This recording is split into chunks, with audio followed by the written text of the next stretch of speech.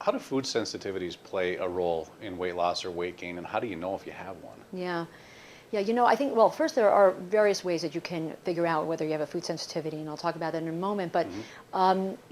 what we think happens with food sensitivity is that if you eat a food that your body is sensitive to or allergic to, your body produces an inflammatory response. Okay, so inflammation is really the hallmark of obesity. It's sort of what sets off a cascade of events that causes the body to produce more insulin, and react with sugar, more insulin, and then leads to fat accumulation and obesity. So I think inflammation is the way to think about it. And there are various ways to figure this out.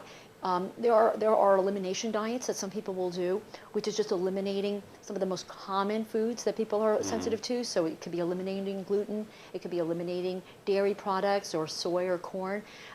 So an elimination diet for a period of time, looking at the response, looking at the weight loss, looking at markers of inflammation.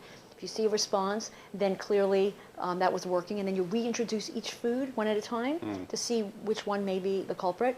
The problem with that is that I think it's very hard for patients to go embark on this type of diet because it's very restrictive, and people like data. They like to know, are they really sensitive? Is it really going to make a difference? They don't want to waste their time.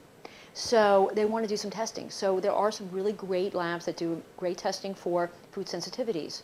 ALCAT is one of them that looks at up to 200 foods, and even looks at herbs and functional foods and other things. But it gives you a very broad view of what really is going on and the level of sensitivities that people have.